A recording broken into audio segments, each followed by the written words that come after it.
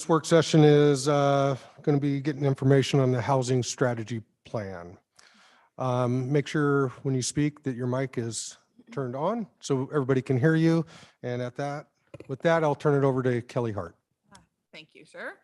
Welcome everybody to the joint meeting. I appreciate both the Planning Commission and City Council agreeing to get together to work on this as a group.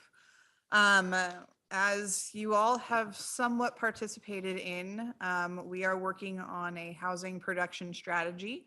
That is a requirement as part of the state's House Bill 2001, I believe. And as part of the housing production strategy, what we're really working towards is trying to identify policies and updates to our code that can help to produce different kinds of housing to address the different types of housing needs within our community and as our community grows. We have had quite a bit of work that we've been doing since the last time we've met with the City Council. We met in October doing work sessions with the City Council and the Planning Commission to identify some general policy options that we would be interested in pursuing. At that point in time, the question was, are there any that we hated as a group and wanted to take off the table? At that point in time, the answer was largely, we still need more information and would like to hear more. In between now and then, we've had a community workshop, which it was very exciting to see a lot of the new counselors participate in that. At which point we discussed the same housing options that were under consideration and received feedback. And then we've also done a follow-up work session with the Planning Commission at this point to date as well. And so what we have at this point are 8 housing regulatory options that we're looking at. Of those 8, 4 of them are related towards gearing plans towards helping promote single-family homes in different iterations. And the other 4 are geared towards helping for solidifying multifamily as a regulatory process, helping with low income, and a couple of other regulatory options that would help clean up our code. And so today, from what we have seen and talked to the public and received input from, the policies relating to the single family homes, people are generally in supportive of. And then there's still some concern or some further consideration that wants to be had regarding the multifamily. And so what we're hoping to do today is to sort of give a little bit of a refresher background on what our numbers are, what we're looking at, and the types of housing that we are trying to gear towards. And then talk about the multifamily option, which is the option that's still a bit up in the air. Once we're done with that, we will have the availability to talk about any of the other options that are on the table. And so we do have our consultants, Cascadia Partners, with Jamin, Lydia, and Rachel. They will be leading the conversation. We do request that you guys ask questions as we go along. It should be an open dialogue for any clarification. So feel free to interrupt them, or I can help as well, and we'll go from there. And then after that, we'll wrap things up. We will have another work session with the City Council on March 8th, I believe is the date.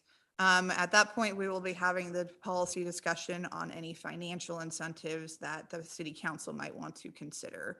And so if nobody has any direct questions about what the game plan is for today, I might have stolen some of our consultants' thunder by going through a bit of the agenda, but we can get started unless there's any questions. No? All right.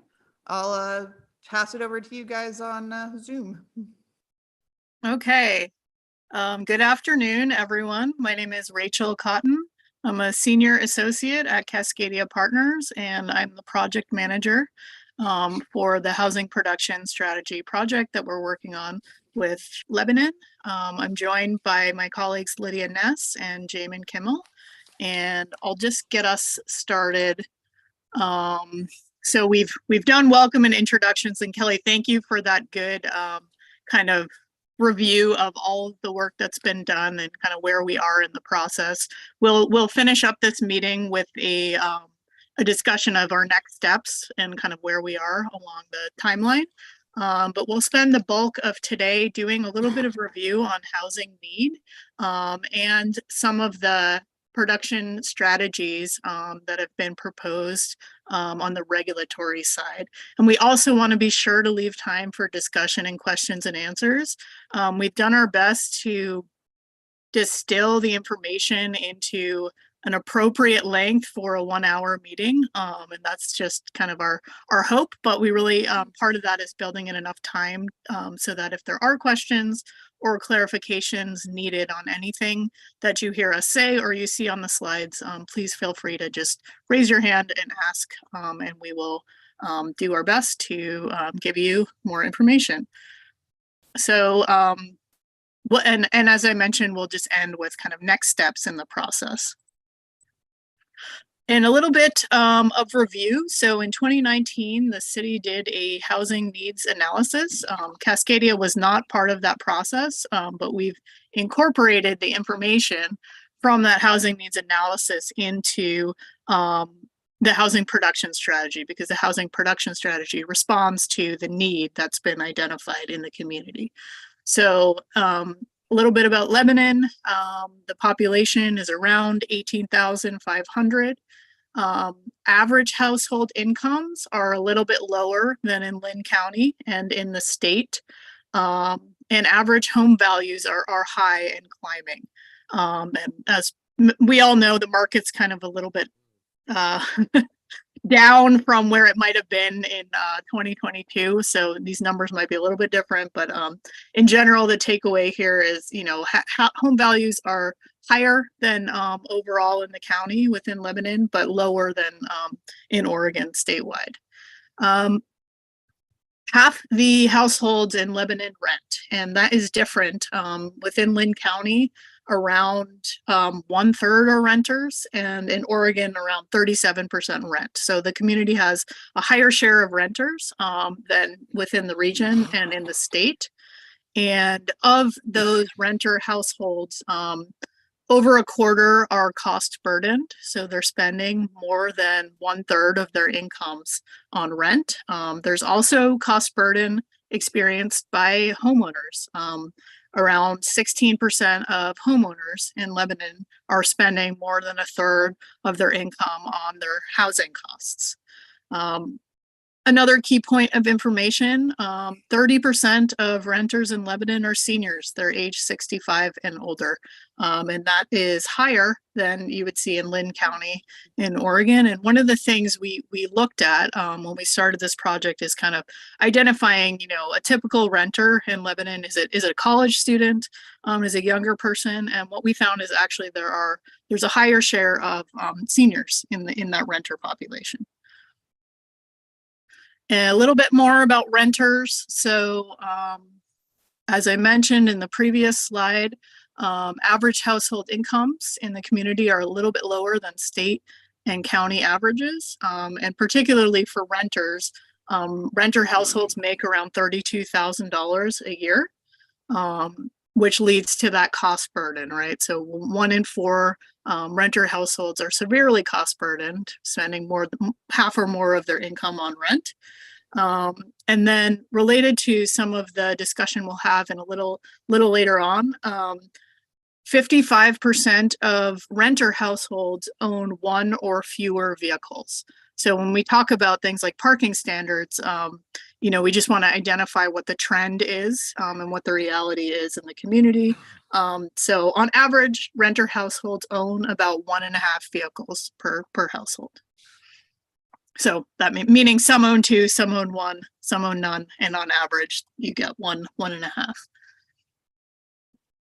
In terms of the rental housing needs, so in the housing needs analysis, we took a look not only at the different housing types, at different income levels. The housing need identified, the housing needs analysis identified the need for roughly 2,500 units, around 1,200 of which are renter occupied. And we've also updated these numbers to reflect all of the housing that's been built since 2019, because we know there's been quite a robust amount of development. So really, the takeaway is while there has been a really healthy amount of rental housing development for middle and upper income households in recent years, rental housing targeted at low and extremely low income households is still needed. And that's part of the discussion that we'll be having a little bit later on. In terms of owners, household incomes are higher for homeowners than renters. But the average sales price of a home in Lebanon over the past year is almost $400,000. So to afford a home at that price, a household would need to make around $93,000. But the average homeowner in Lebanon's income, their household income is around $63,000. So really, housing prices for homeowners are also becoming unaffordable and unattainable. And strategies, as Kelly mentioned, we have some strategies directed to address this need, as well as the need for rental housing that is affordable to lower income households.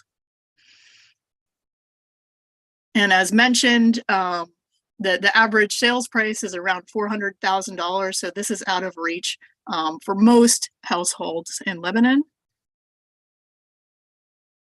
And then just to get back to that, acknowledgement, there's been a healthy volume of housing development over the past few years. More than 550 rental units have been constructed since 2019, along with around 150 units for sale.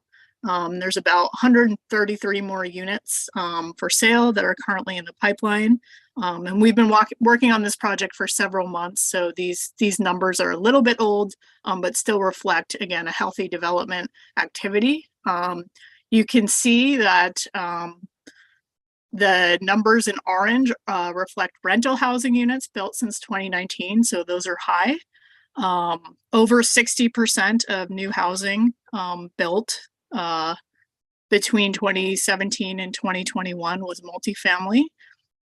So part of this narrative is, again, meeting the needs for these very low income renter households, as well as for populations looking for units for sale. And overall, there's a remaining need that takes into account all of that development activity. You can see around 1,350 units of single family detached housing, so by far the highest number, but also a good amount of multi-unit housing is needed.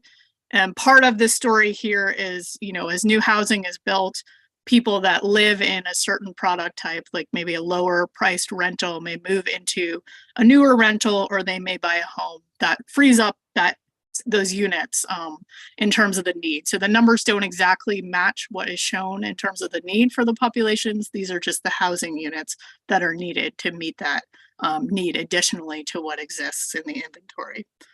So really the takeaway is that the city's made significant progress toward meeting its 20-year housing needs since 2019.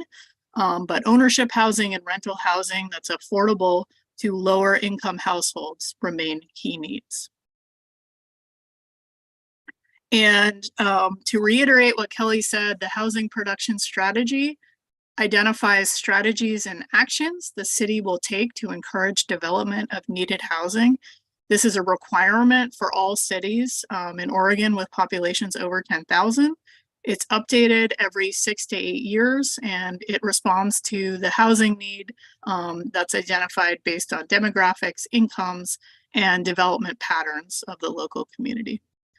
And I'll turn it over to Jamin to talk about housing issues and solutions.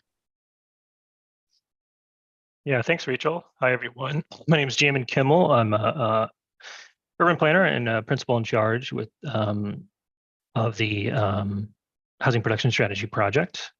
So glad to be with you this afternoon and looking forward to digging in. So I'm going to start to pivot us into talking about some of the specific housing policies and solutions that we've recommended so far to be included in the housing production strategy. And as Kelly mentioned, we've covered many other strategies with most of this group in the past. And so we're welcome kind of answering some questions about strategies that not only have to deal with the zoning and development code, but other things as well.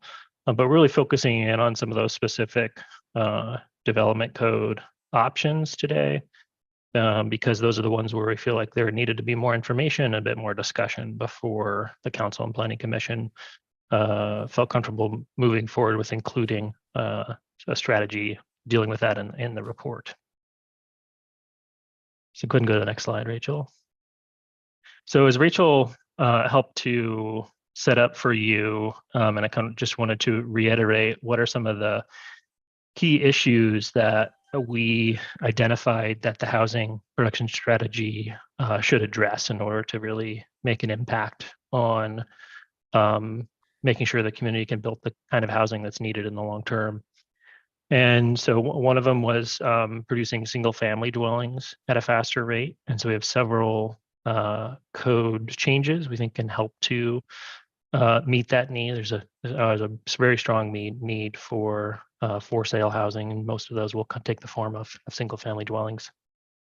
And part of the reason for that is that home prices are increasing rapidly and maybe have slowed down somewhat in 2023 and late 2022, but it remains that they're at a level where home ownership is out of reach for many residents, and particularly your residents in the kind of middle income ranges. So shifting over to the rental housing side of the equation, in taking a look at the Lebanon Development Code, we've identified that there are some barriers to providing rental housing at prices that can be more affordable to the local market and the local residents in Lebanon. And so we're going to walk through some of those, of what we think some of those barriers are and what are some options for modifying them to make them less of a barrier to producing more rental housing at a lower cost.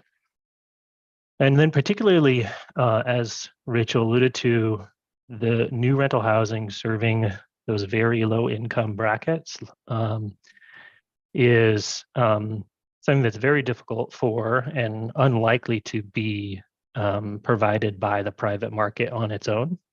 So someone in the very low income just doesn't have the ability to pay that is going to be served by new market rate housing. Some older existing housing may be affordable to those very low income households, but many new rental housing serving those households needs to have some other form of public subsidy or an incentive for that to be feasible to build by the private market.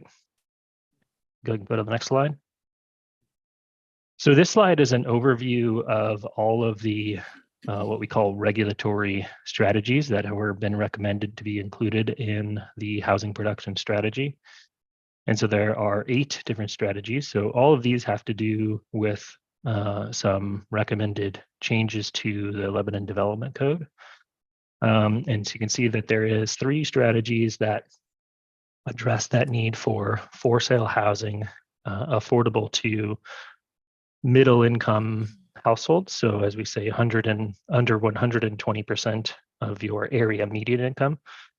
So that's kind of a cutoff for what is the more middle income bracket of the market that is having trouble affording for sale housing. And so we have several strategies there we think can help to address that need. 3 there. There are 4 strategies that are really aimed more at rental housing affordable to those lower income households. We're going to focus on primarily number 4 today which is recalibrating some of your parking, site area, and open space standards. And those are some of the things that we've found, I think, are barriers to that lower cost rental housing development. And then there's one strategy that deals with, really applies to all housing types, and that has to do with some of the city's design standards that are applied to infill projects. And there's some tweaks there that can be made there to simplify and just remove a barrier to infill development. We can go to the next slide, Rachel. Nope, that just points out what we're focused on today, that number 4 strategy there. So again, the challenge here is how can the city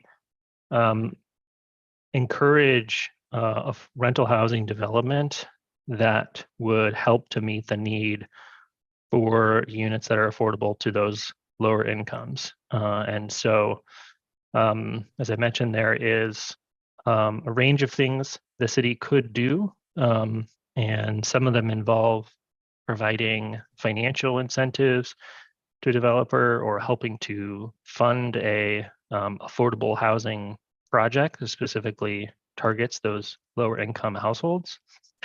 But we also know that the development code itself can present barriers to trying to build housing that can be made affordable at those lower income brackets. And so we're going to be focusing on that today. We can go to the next slide. So what we want to walk you through today are a couple alternatives for potential changes to development code standards that we think could lower the cost of developing multifamily housing.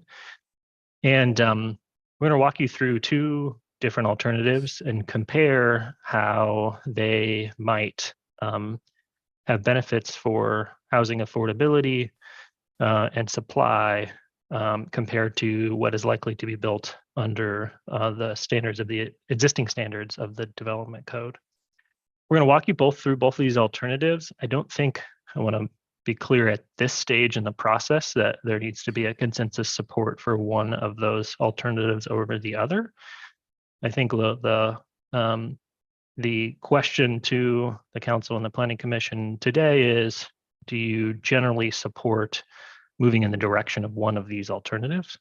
And if so, then we can include that in the housing production strategy and provide some of this information that we provide here today. But eventually the specific code changes and the form of those code changes will be adopted following the housing production strategy as one of the items that be implemented over time over that 6 to 8 year period that this plan is implemented. So again, there's 2 alternatives. Both of them involve modifying the minimum site area standard. And so what this standard requires is it says for every unit of housing, you must have a certain amount of site area. And so it's effectively what that means is that a maximum density standard. And so if you build more units, you need more land to accommodate those units. And so that's one of the standards we see as a key barrier to lower cost housing development. The 2 alternatives vary in 2 respects. One, in terms of the other barrier we see to multifamily development are the off-street parking requirements. And so there are 2 alternatives for how substantially those are changed and reduced from the current requirements. And then the second alternative then layers on also updating minimum open space requirements. And so I'll take you through a couple of examples here and models so you can visualize what this might look like. Go ahead and go to the next slide. Okay, here's a couple of kind of very rough renderings of that show what a multifamily project today might look like built under the existing code, and that's on the left side of the screen, compared to what a multifamily development might look like if the city was to reduce the minimum off-street parking requirements. And so on the left side, the current parking requirement is about 2.25 spaces per unit, so parking spaces per dwelling unit. And then the minimum open space requirement is about 25%. And so at this site, you could see we achieved roughly just above those 2 standards. This site on the left also maximizes the density that is permitted on the site according to the minimum site area standards. You can see that density measure there of 24 units per acre.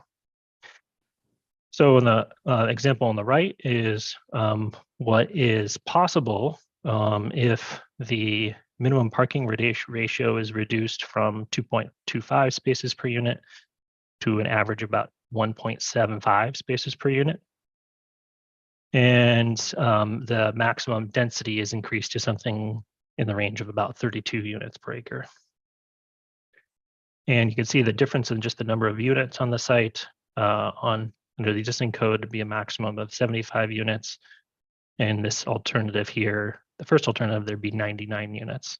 And for context, this is a 3-acre site, so somewhat large, but also pretty common site size for a project like this.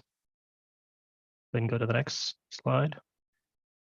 So then these two models show the difference between the existing code versus if the city was to reduce the minimum off-street parking requirements down to 1.5 spaces per unit and reduce the minimum open space down to 20% of the site. And you can see a comparison there between the existing code. And so reduction on those two standards, as well as increasing the minimum site area standard so that it would allow for about 36 units per acre compared to the 24 units today.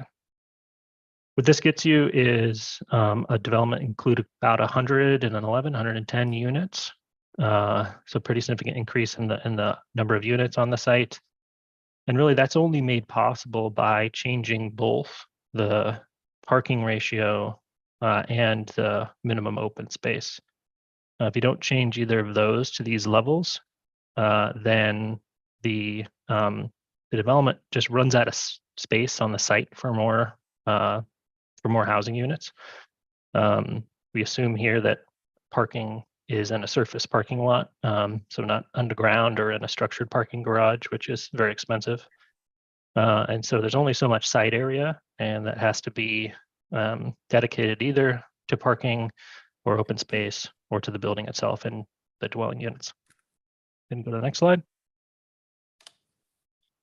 So what are the impacts on overall housing supply on these two different alternatives? One is under alternative one, which was just to modify the parking, you saw about a 30% increase in the number of units on the site. So going from 75 to 99. Alternative two, modify parking and open space, you get a significantly higher impact on overall number of units and the housing supply, so 47% increase from the existing code. So what are the benefits of that increased supply? So one of them is that allowing more units produced with each development is likely to lead to greater overall housing affordability in the market. And that is based on the findings in the research, and what's been shown is that generally more housing supply is found to put a downward pressure on citywide average rents or prices over time. And so by allowing more units on each site, you're really building up that supply to try to overcome today what is the shortage of units on the market and what is contributing to those rising prices. And go to the next slide. In terms of the benefits on affordability, so we also model that and looking at these types of code changes. And so just modifying the parking enables about a 5% decrease in the rents. And so what you're seeing there on the blue chart is the minimum feasible average rent. So what that means is the minimum that a developer would need to charge per unit in order for that project to be economically feasible. And so if they charge less than that, then they won't have the returns that are expected in the market, and they're unlikely to build it in the first place if they can't charge that much. So what this does is basically lowers the minimum rent that is needed to be achieved in order to actually build the project. So under alternative one, there's a 5% increase.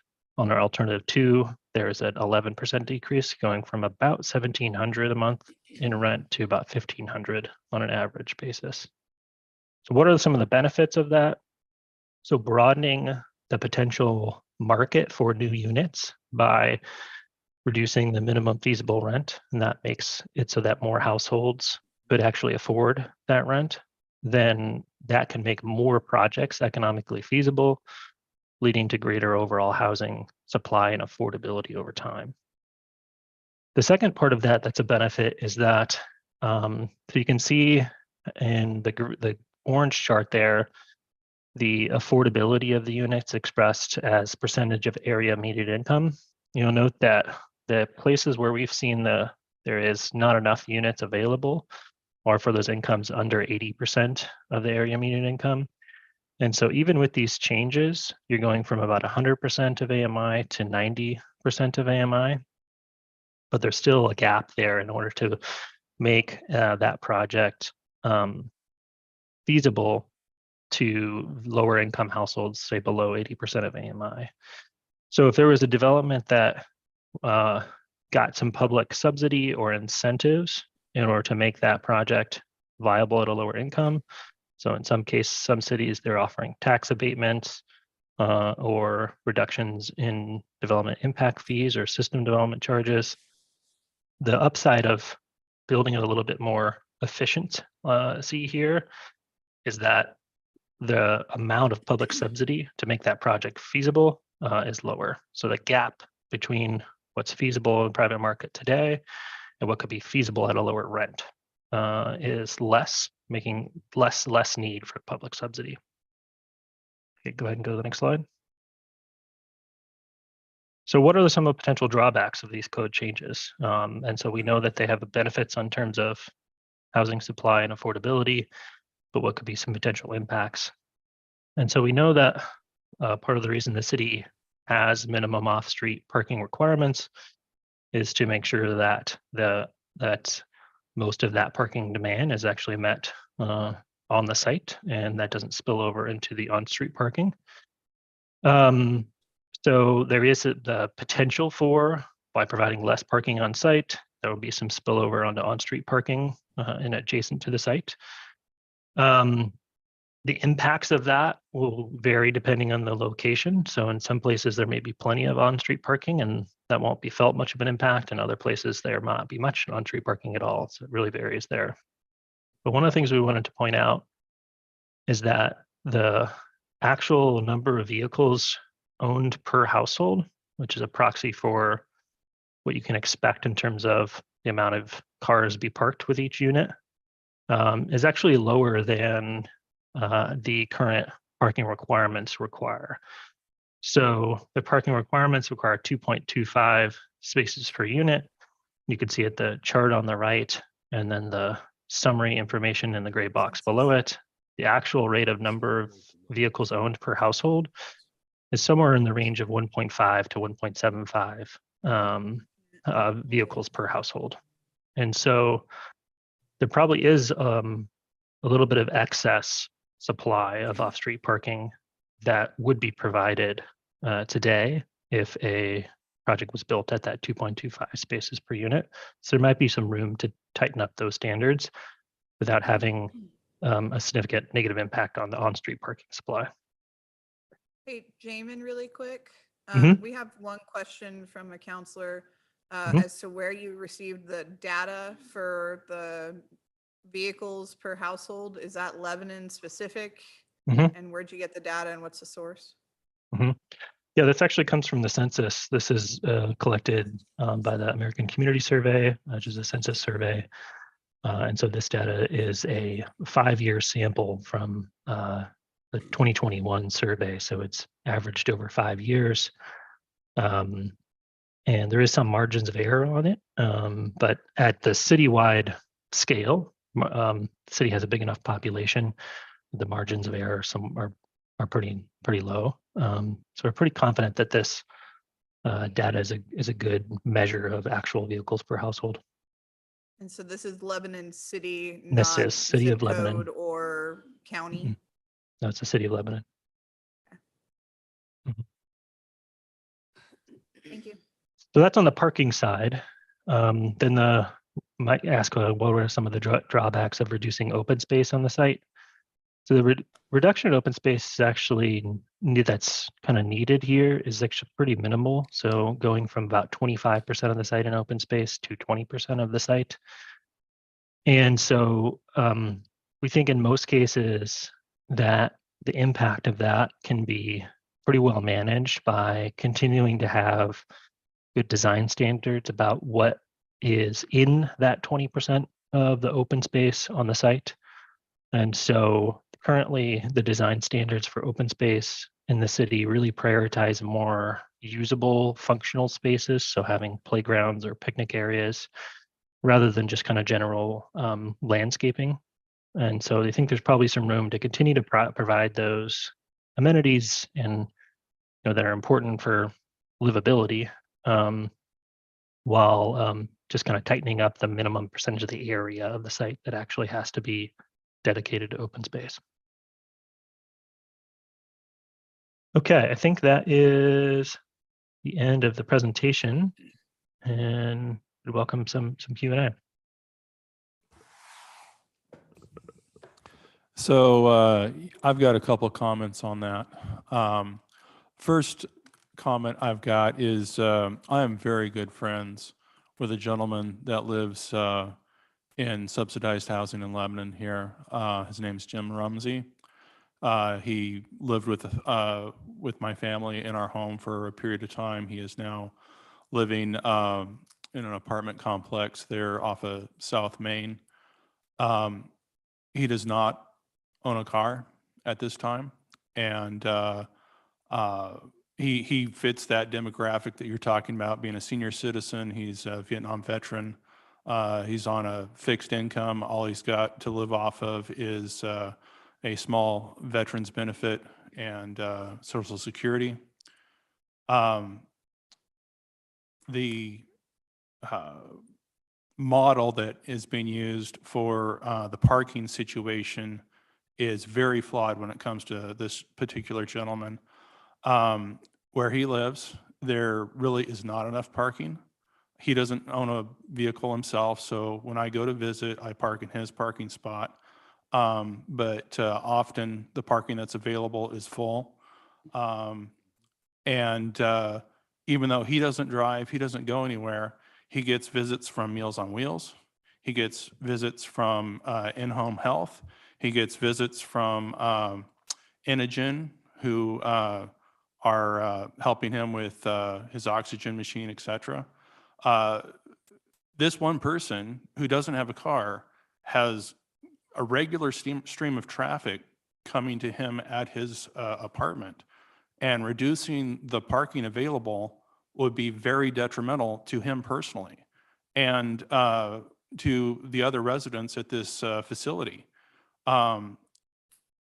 What we have right now doesn't seem to really be prohibitive with all the development happening. I mean, there's lots of apartment complexes, et cetera, being built currently without any problem with our current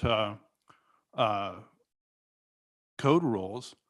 But I can tell you, reducing the parking would impact this person, who is a very close personal friend of mine, as well as everybody else in that apartment complex, and it would impact a great number of people here in Lebanon. I think what we're looking at here is reducing the standards to benefit people that are building complexes, and we're not really interested in the people that are going to be living there for potentially decades.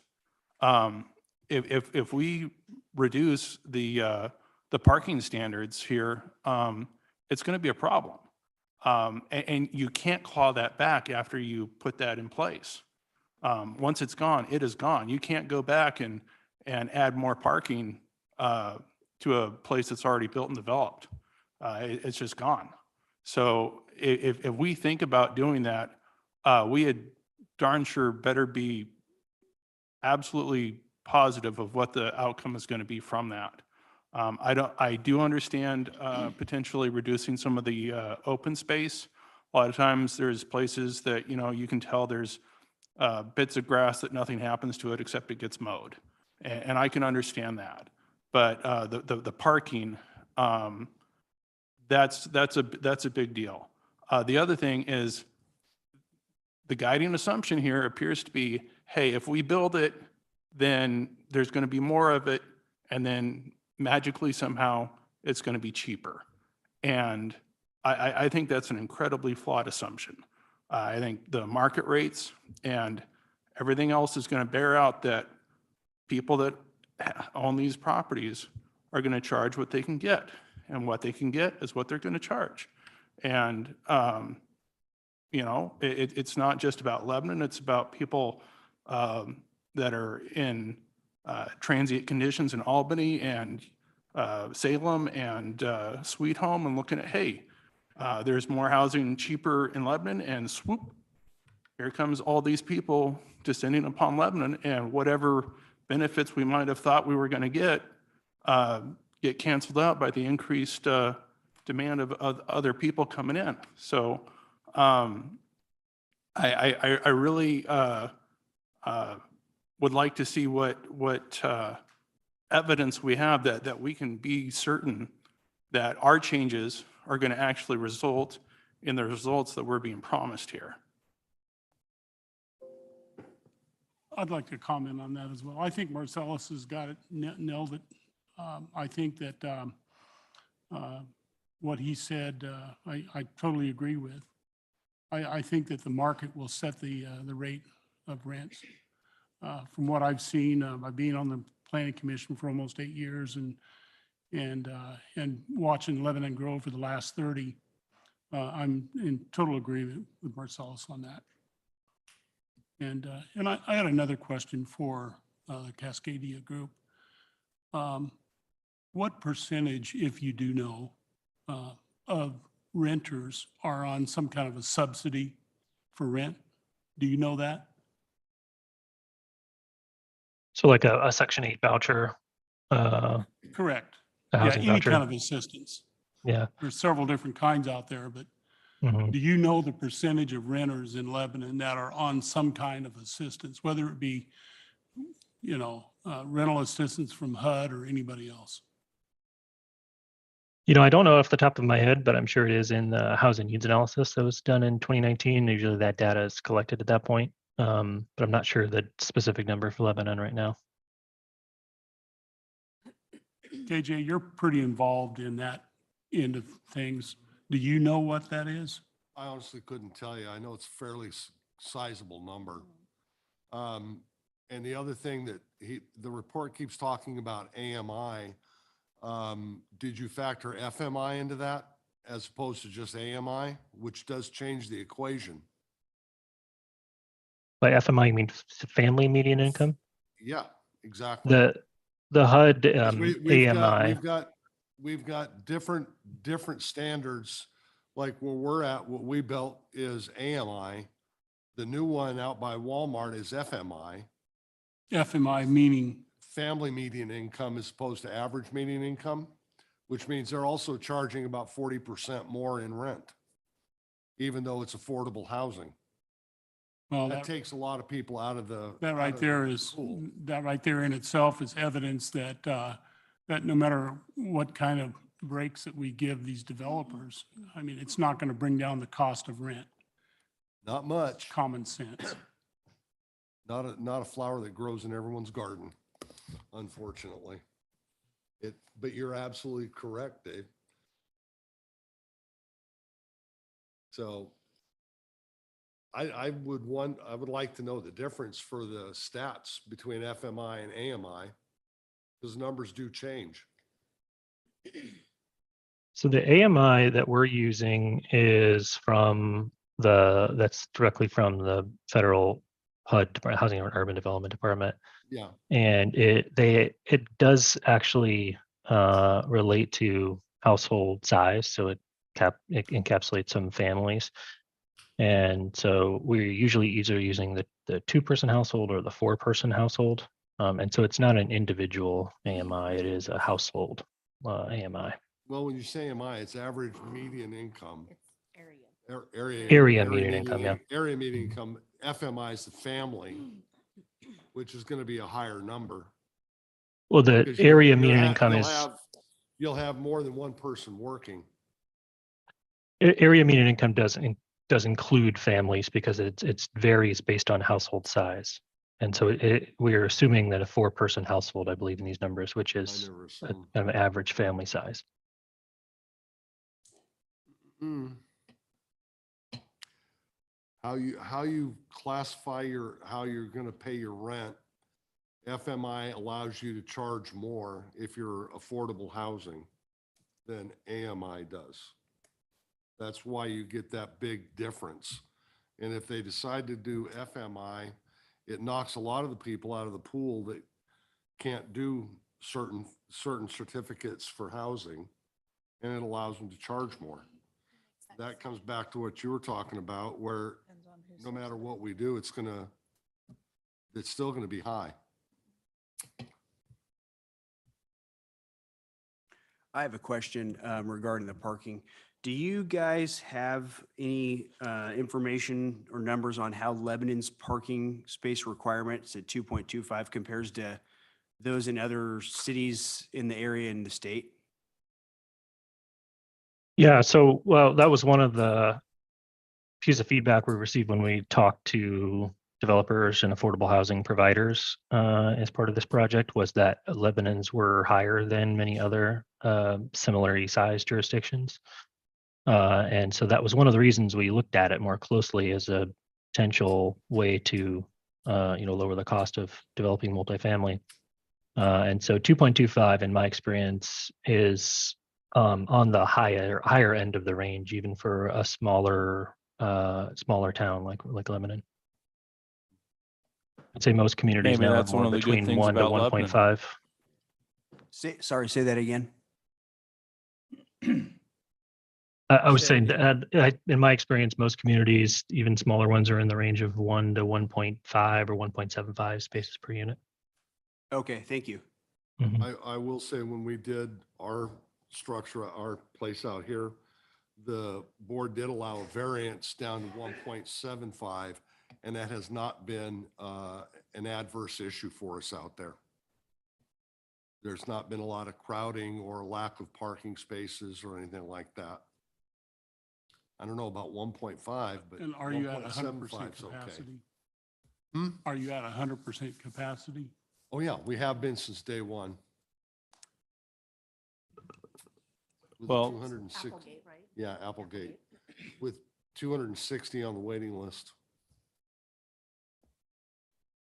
Okay, I have a question. In getting to the requirements of the housing needs assessment and a strategy that we have to put into place, we don't actually have to fill, am I correct in thinking, we don't actually have to make sure that the strategy, no, the figures line up to say, we need 375 units for extremely low, what am I looking at, income folks. We just have to make steps in the direction to, I'm saying we don't have to get the 375. We just have to show that we've made steps towards the direction of, yeah, okay. Mhm. So even some of the solutions, I think we were looking at 1.75. We don't have to go with that. And I think, as a group here together, we can look at that and say, well, instead of, this giant piece, right? And so, because I think we do have to show the state we're doing something, but it doesn't have to be the big sweeping steps of, what we heard today. Well, then the big question is, do we have to do anything? Well, I I may be think wrong. based and on I'll- House Bill 2003, we do have to do something. I like having it up. It appears we're supposed to show that we have to do something I to believe do that this that. meeting qualifies as doing something. If Kelly can correct me if I'm wrong, but the fact that we have this discussion checks a box. I'm not saying that's all we need to do. Sure. So we have a housing needs analysis that says the residents that we have here now and the residents that we're anticipating to grow over the next 20 years are going to need a certain number of housing based off of the income type that the residents in the community can currently afford or are anticipated to afford in the future. The whole point of the housing production strategy is to take those numbers that we know exist and identify, are there things that we can do within our development code or other incentive strategies to try to provide housing opportunities to address those needs that are clearly identified within the community, to address the lower income needs as well as the middle income, moderate income, and high income needs. Do you need to take every single one of these strategies that are on the table currently? Absolutely not. Is it appropriate to review and evaluate and assess? Yes. Are there alternatives that we can go from here and say, well, this doesn't work, but maybe something else could? An example I can give is there's a housing bucket need for very low and low income. Those are subsidized housing types where you need to get federal funds, state funds to make those pencil out and work.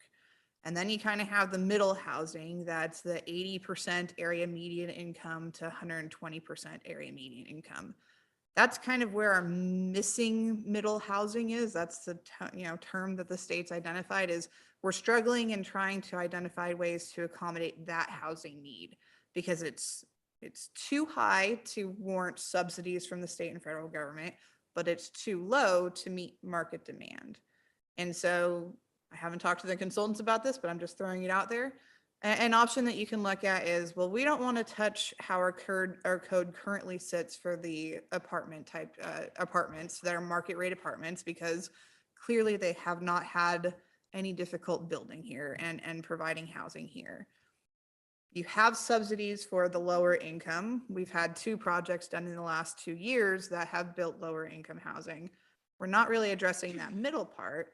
And so instead of saying, well, these are going to be universally applied for all apartment types, does this become something like a density bonus for if you are going to provide housing for that middle income to address that housing need, then we'll consider providing lesser parking or lesser open space, but only if you provide housing that's going to be restricted to that level of income.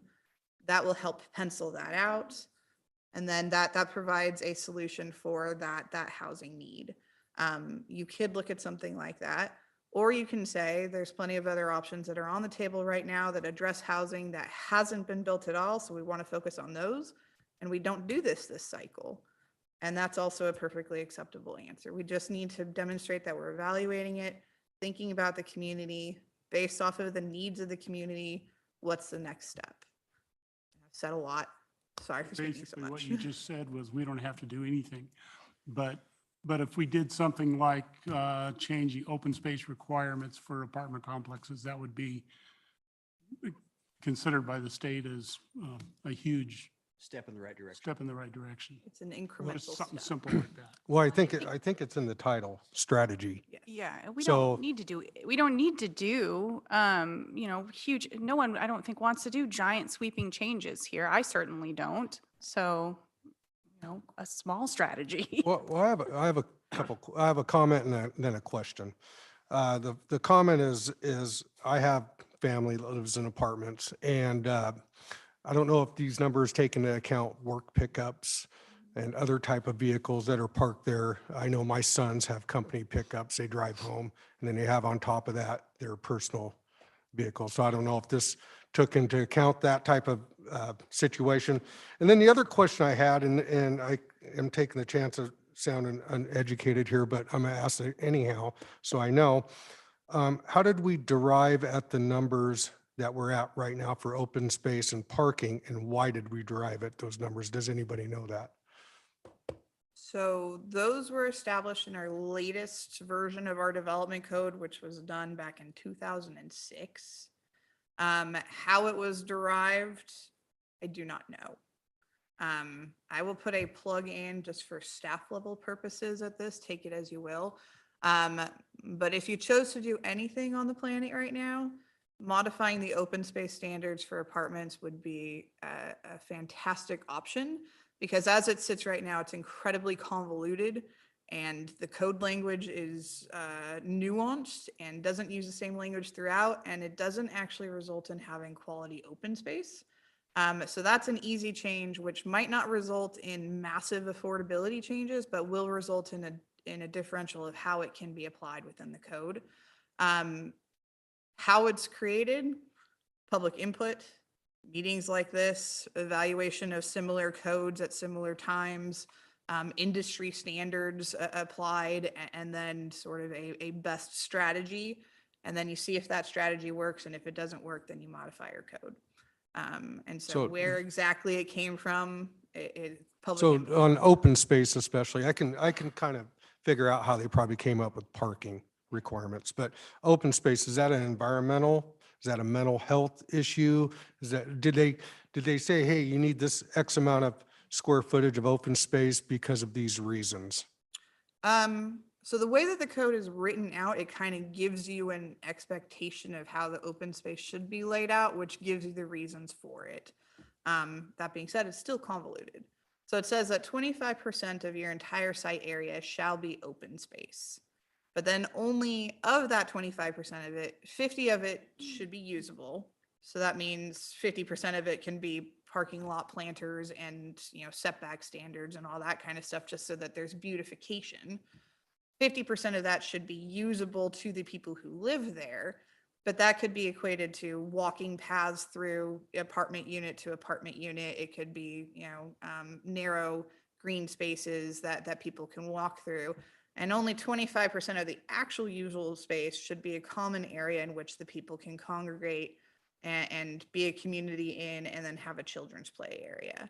And so really, when you get down to how the code is laid out, it's beautification, it's walkability throughout the complex with a very small portion of it as actual usable common area for community. Well, at some time, somebody thought it was a good idea. Yep. And we should consider what they were thinking. I mean, Lebanon Planning Commission and Council's been at this for 100 years. We should probably try to respect their decisions before we try to make any changes to them. They had their reasons. I have a question for Jamin. Jamin, we kind of dove into the multifamily strategies. Are you going to go into the single family as well? We didn't plan to do that today. I can answer any Okay. questions you have on them. Just in the interest of time, we thought we would focus on the multifamily today, and I think we have future work sessions to talk more about those others. Okay, no, I was just wondering if that was on Mhm. the table today. Really, And we what- narrowed it down to the multifamily conversation. Sorry, Rachel. Because throughout the public input period and throughout conversations with the planning commission and the stakeholder meetings, there was a generalized support for the items that we were working towards on the single family side of the equation and the other alternatives. This multifamily thing was really the last point of contention. And so we kind of needed to get an answer of yay or nay of how you want to move forward with it, if you want to move forward with it, if you don't want to touch it or talk about it ever again. And then when we go through the final processes of the housing production strategy, we can reintroduce the other options and sort of how those are all going to interwork together. Dave, I agree that the people who made the decision 8 years ago probably did put a lot of thought and probably had their reasons for doing that. But Lebanon is a much different place than it was 8 years ago. And a lot has changed. And I just think it's really important that we really think about how these changes are going to impact the community as it is today. We're a lot bigger. There's a lot more going on. Traffic, housing, I mean, everything is different than it was 8 years ago.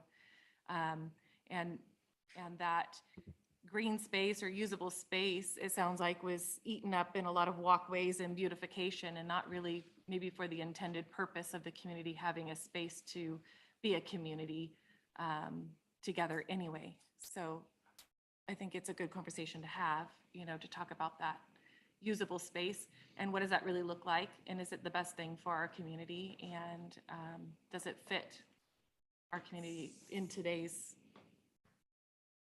as it is today. I think we need to. With that too, though, we would like to keep Lebanon distinct. We would like to keep the values that we have in Lebanon. We don't want to, just because the state barks at us, turn Lebanon into an extension of Portland or something. And there's a lot of communities that have been gobbled up by the Portland Metro complex, et cetera. And we have unique things about us that we should take pride in and we should retain, and not just allow our city to just be dictated to by the state of Oregon or whoever else. I've been in various suburbs of what is now essentially the Portland Metro. I watched Newberg, Oregon, get gobbled up by the Portland Metro complex, and it was sad to watch, you know. And that's happened to Aloha. That's happened to a lot of communities.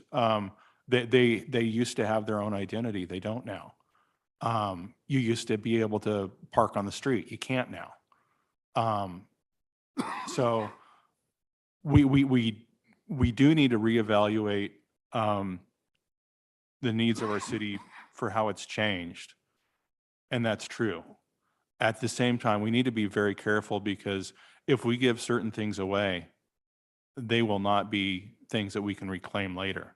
You're not ever going to be able to turn Aloha back to the nice little community that it used to be. It is now firmly gobbled up by the Portland Metro complex. And it used to be its own little distinct community, kind of out in the county. People loved it because Aloha as a city didn't have a whole lot of restrictions, or whatever, is pretty much just whatever the county said. It's not that way anymore. So we just need to be careful about what we allow and what we don't. Kelly was saying that the way the code's written right now is very convoluted, and that if we wanted to show that we were looking at it and trying to make changes, positive changes, that might be one area that we could look at and, I don't know, make it less convoluted, I guess, and more towards what that open space should be geared for, I guess, was why I made the comment that. Yeah, no, and I think that's a good place to start. Yeah, and looking at I mean, this, report from the consultants, it says here 30% of our community is age 65 and actually renting. So it's not like we're bringing in people from Portland to come live here. These are people that live here. I mean, for every story like your gentleman in the apartment, I mean, I have family that can't afford an apartment because she's 73 years old and retired, and she can't afford, to do that. So she lives with me. So, I mean, this is the reality of where we are. Doing a small change, incremental change, small things, little things, I think is probably, I don't want to reduce us, certainly, quite honestly, any of the recommendations there, but maybe a step towards that and leaving it at there and seeing, over the course of a decade, what that looks like, or whenever it is we have to revisit again. And if it made 8 years, perfect. And if it made a difference, then great. And then if not, the numbers are there again and we look at that, or the new people that sit here look at that and consider it. Yeah, I'm all in Uh, favor of cleaning up the part of the code you're referring to. And I'm even okay with going down from 25%. I think that the picture that Cascadia Group gave of that plot that had the building and the footprint, adding the 5% building wasn't a significant change to the area. And if that's something we can do that takes a small nibble in the right direction, along with cleaning up the code, then I'm all for it. I agree. And Kelly, Can you I- actually said it was 2006, right? It wasn't 8 years ago, the green space in the apartment code was written. Almost 20 years ago. Right, so I think lots of things have changed. So even reviewing that code and making incremental changes or revisions or whatever could also show a good faith effort that we're working towards, to the state as well. So I would be for that as well. Damon, you keep trying to say something. Sorry. Just wanted to offer a suggestion for a way forward here, and also just to sum up what we heard, because I think we have enough good feedback here. So one of the things about the housing production strategy is that it is just a plan for how you're going to move forward. And you do not have to, in that plan, commit to very specific changes. As part of that, why we present this information and give you some specific alternatives is so you can start to just see what's the impacts of some of those changes could be and what the benefits are related to housing supply and affordability. But it is not necessary that the report specifically say that you will change open space to 20% or you will change your parking requirements to 1.75% or 75 spaces per unit. So what I would offer, given some communities have already known that their code standards are not aligned with their goals and their policy vision, but it sounds like there needs to be more discussion, and you need a little more information before you're sure about making changes. And so what I would suggest is to include in the report a line item to basically evaluate these standards. And the report won't commit you to making any changes to them, but you're going to be studying them further, considering whether you're ready to make any changes. And you can do a little bit more digging on some information and study the issue a little bit more closely. So that's one way we can move forward here. If there is some consensus on a specific kind of change, then it's always advantageous to put that in the document so that you can kind of show your progress you're making to the state. But at this point, it seems like there isn't a strong consensus one way or the other, but there is some recognition that maybe it's time to look at the standards more closely. So if I could say, does that feel like I summarized that accurately?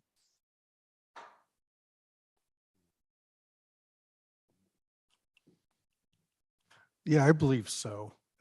Just by, I'm not opposed to the green space or open space being reduced to a certain amount, but we still have to be conscious about what are those effects on people that live in those areas. If we reduce it and it eliminates I know like at the apartments out there by the hospital where my sons live, they have a playground. If it reduces that and it's just a bunch of sidewalks, is that the best thing for the population we're trying to serve? So, but the parking, I would be opposed to reducing the parking. I think it's something that you'd be surprised it would turn into a nightmare. Be surprised how many cars people have. And then examples that were brought up earlier with deliveries, especially with the times we live in now with Amazon and everything coming to your house. And then work pickups, that kind of stuff. But the open space, a small reduction in that, I would not be opposed to that. So that's my 2 cents. Well, the big picture here, I think, is the livability of Lebanon. I've been here for generations and probably will be for many more long after I'm gone. But we have to just keep in mind and take into consideration the livability of Lebanon for the next 50 years. And, respect people's decisions in the past and hope that they respect ours when they have to live the consequences of our decisions today.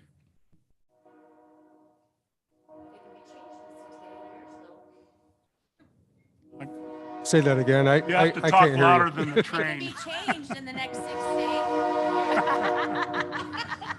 We'll hold up for a second.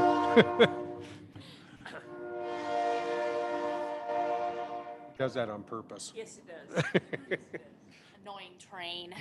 That they can be changed in the next 6 to 8 years. I mean, this is something that state of Oregon, they want you to revisit every 6 to 8 years, and it hasn't been revisited for 20 years. You can always change it and have a minimum requirement of 1.75 or best practice. I mean, I deal with that daily with our housing and how we deal with our needs. So there's a minimum requirement that you can have, and you can give the builder the choice of building with 1.75 or staying at the 2.25 for parking, or keep it the way it is. Well, Charlie made a good point that, Lebanon's not anything like it was 8 years ago. No. And 8 years from now, it is going to be different. I think that's why the state mandates that we revisit this every 6 to 8 years. So a good I mean, point, Tina. I'm finding for affordable housing, low income housing, the more people are wanting to move into smaller places and not have yard care. They're willing to visit the walking paths and the open spaces or parks and whatnot, which our city's done a phenomenal job of revitalizing our parks in the city of Lebanon and the upkeep on them.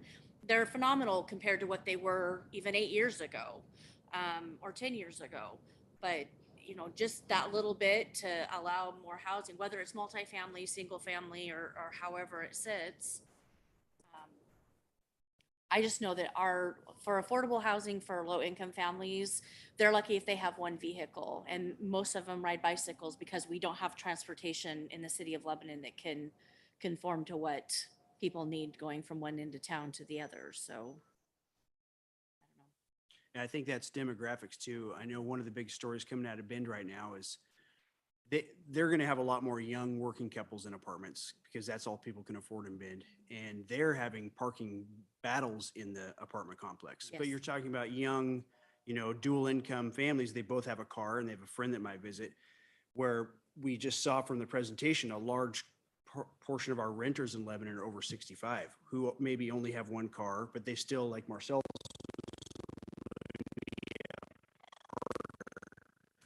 and so that's why I think it's important to note this is our demographics will always be changing, and we can reevaluate this later. And I think to answer James' question, maybe as a group, are we all pretty comfortable with giving some direction on cleaning up the open space language so it makes more sense for our staff, for the developers, and are we all okay with that being reduced from 25 to 20%? I'm okay with that. Yeah, I think so. I agree. I think so too. So as Jamin said, we don't need to come up with specifics like reducing it to the 20 to 25. We do hear a lot, there's been great discussion about the parking side of the equation. And to Jamin's point, the housing production strategy is identifying whether the city is willing to do additional research that may or may not result in a code change. And so it's the first step that's driving y'all crazy because it feels like we're Long just session, there could be Never putting more. ending paperwork together. Well, as far as But- those, But I say that as this is a work plan. And so if the strategy is put together, because it is supposed to be about housing production, and to be absolutely blunt and straightforward, just simply modifying the open space standards for apartment units will not do anything to reduce affordability or likely result in additional housing production. That one singular unit of change. Is it acceptable to put that we will continue to evaluate it, and at that point in time, staff would come back to you with data about here's the apartment complexes in the community that have been built over the last 50 years and what is their average parking standard that's being applied, because we did not have the 2.25 parking per unit, and even before 2006 it was less than that, and then it was increased to 2006. And so what does the actual count in our apartment complexes look like today? What do the surrounding communities look like in terms of what their parking standard are? Does it make logical sense to say a studio apartment isn't going to need 2.25 parking spaces, but might only need 1.25 parking spaces? And then we would come back to you and bring a discussion about here's more data, here's more evaluation, here's more research. Based off of that research, yes or no? Or do you want to just take that off of the table 100% right now and say, nope, we don't want to do that research. We're not ready for that. Let's explore that in 8 years. Either answer is fine. But I just want to make sure that there's clarity for our consultants as to how they would be putting together the housing production strategy. Because right now it's vague and open as we'll evaluate these things or just not. Well, is that something we can decide after we hear what the strategies could be for single family housing? You know, if that, once we hear that presentation and those options that might come from that, you know, it's not that we can't walk and chew gum at the same time, but I have a feeling we could be more focused on the single family housing than maybe the multifamily housing. Does that make sense? So we could say at that time, once we've looked at that, well, we're going to focus here. And that's still a strategy that fits and benefits Lebanon and checks the box for the state. Correct? That's fine for right now. So we'll leave it as a pin. Is that what I'm hearing? And then once we finalize the conversation about financial incentives and show again the strategies for the single family and other types of housing, then we can finalize it. That sound like the appropriate direction? I agree with what Michelle said. Hear some of the more the information on the whole plan in general will give us a better basis to start thinking of different strategies to improve this or have it trend upwards. So yeah, I look forward to hearing the other discussions. So. Well, and it also seems to me that this is not the end of the multifamily discussion, because we've also considered revamping commercial real estate and allowing portions of that for residential, which I assume a component of that would then be multifamily. And so the parking issue, the open space stuff, et cetera, all that's also going to apply to these other areas. So I guess what I'm saying is the decisions that we make regarding open spaces, parking, et cetera, need to be made in light of these other places they also apply, which we did not discuss today.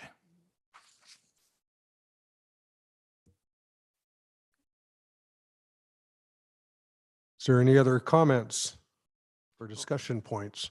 I see on the recommendation section, you recommend that we receive and file a report.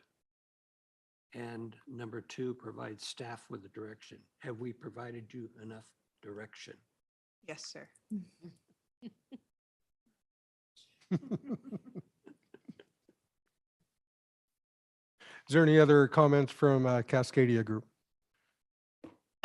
Just one final note on our project schedule, but thank you all for it's been a good discussion and, lots of good questions. It helps us, as Kelly mentioned, kind of refine our work and know what to bring back to you. So we have a city council meeting to review the financial incentives coming up on March 8th. And then beyond that, we will be doing a community open house, likely in early May. And we'll begin the adoption process in May and June. So we will be working based on the information that you've given us, working with city staff to refine those draft strategies that you've seen, and that the city council will also weigh in on at the next meeting. And then we'll work with you to get, these final pieces that are a little bit more up in the air refined to a point that everyone feels good about what's included in the housing production strategy. So for some of you, we will see you on March 8th. All righty, thank you. Thank you for your presentation and the information you presented today. If there's no other questions, comments, then this meeting is adjourned. Thank you.